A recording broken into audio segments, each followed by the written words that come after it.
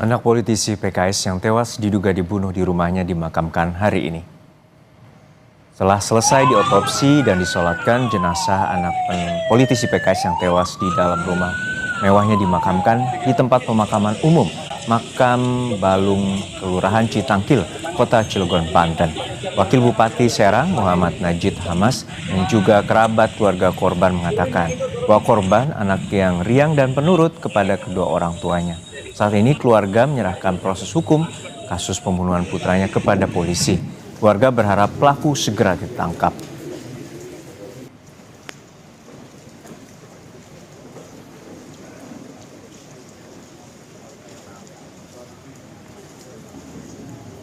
Ini kan orang penurut ya, dan ibadahnya juga bagus ya, walaupun usia 9 tahun tapi ketaatan kepada orang tua ini luar biasa. Jadi contoh bagi anak-anak seusia. Dari penegak hukum seperti apa? Ya, kita serahkan seperti berita-berita yang lain terkait dengan kejadian ini, kita serahkan, percayakan kepada teman-teman dari polisi. Tapi kita doakan semoga semuanya lancar dan pelakunya ditemukan dan diberi hukuman sesuai dengan ketentuan undang-undang.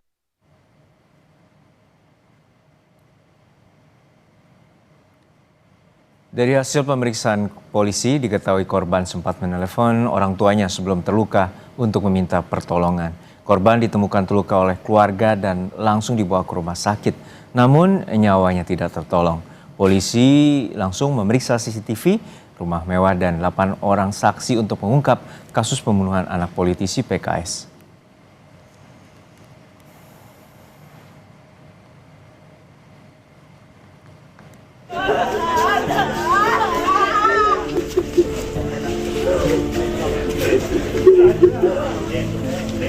Duka mendalam dirasakan keluarga anggota Dewan Pakar Keadilan Sejahtera, Maman Suherman. Anaknya yang berusia 9 tahun ditemukan meninggal dunia dengan sejumlah luka tajam. Polisi menyebut sebelum tewas, korban sempat menelpon sang ayah untuk meminta pertolongan. Namun saat dibawa ke rumah sakit, nyawanya tak tertolong. Dari hasil olah TKP dan otopsi, polisi memastikan korban diduga dibunuh jika merujuk pada luka yang ada pada jasad korban. Pemeriksaan masih tetap berlanjut karena dari untuk dugaan kasus pembunuhan seperti ini, untuk runut timeline harus jelas, lalu keterangan alibi dari para saksi juga harus jelas. Makanya butuh waktu cukup lama sampai sekarang. Ke-8 saksi pun masih dalam tahap pemeriksaan. Ini itu dugaan pembunuhan.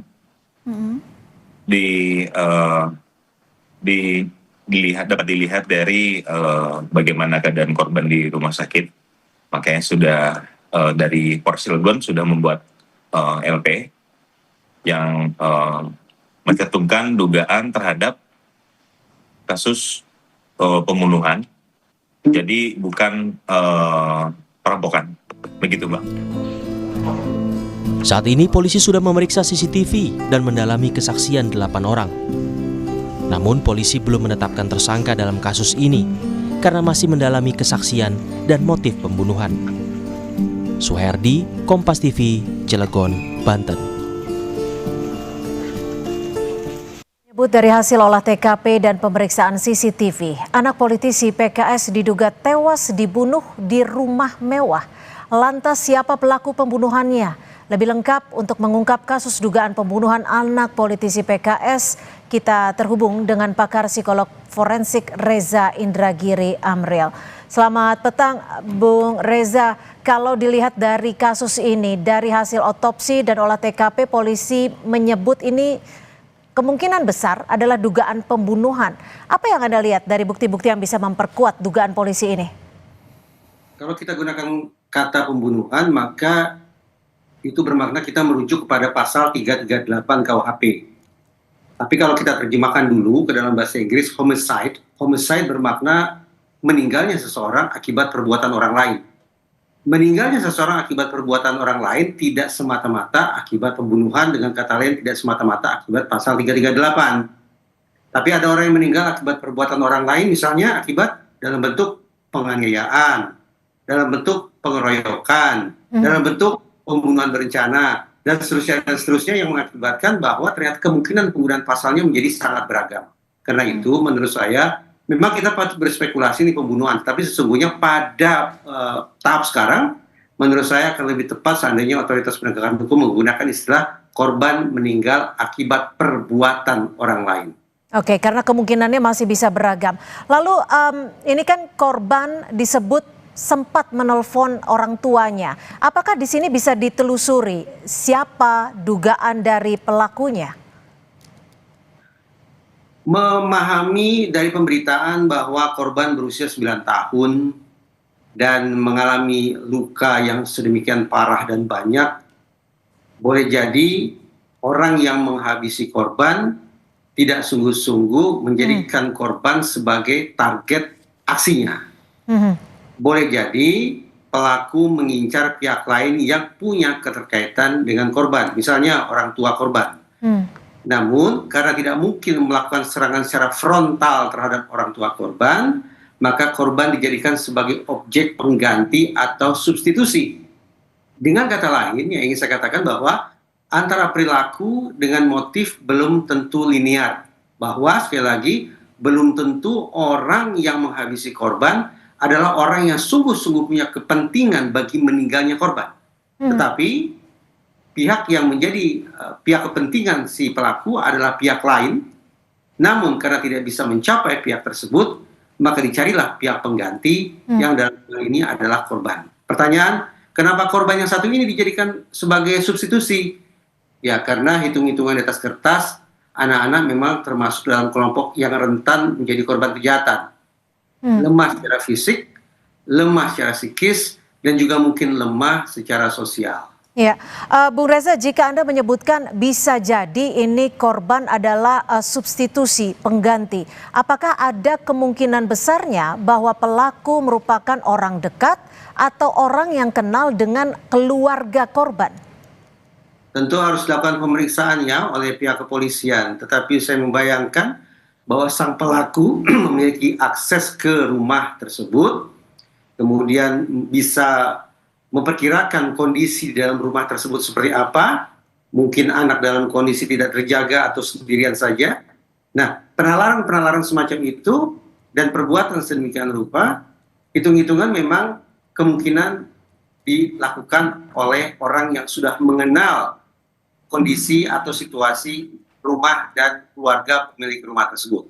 Apakah bisa disebut sebagai orang dekat? Hari ini tampaknya kita harus memberikan definisi ulang tentang kata dekat ataupun jauh. Tetapi ketimbang menggunakan kata dekat atau jauh, saya memilih menggunakan istilah orang yang mengenal situasi rumah dan keluarga pemilik rumah tersebut.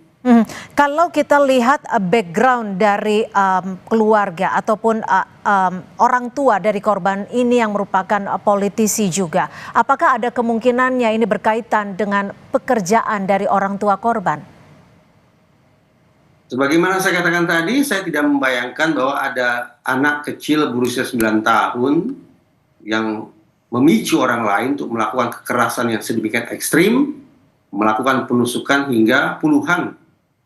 Saya tidak membayangkan anak sungguh-sungguh punya persoalan dengan pihak lain, sehingga dia, harus dihabisi dengan tindak kekerasan yang sedemikian ekstrim.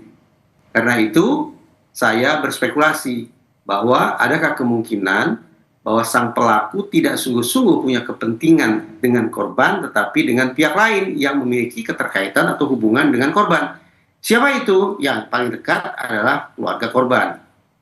Apalagi ketika kemudian disebut bahwa misalnya keluarga korban berlatar belakang politisi, kemudian juga dari kalangan sosial ekonomi atas, maka informasi-informasi semacam itu sekali lagi membuka ruang spekulasi bahwa tidak terlalu kemungkinan bahwa pembunuhan atau dihabisinya korban oleh sang pelaku ini bersangkut paut dengan status sosial ekonomi maupun pekerjaan orang tua korban.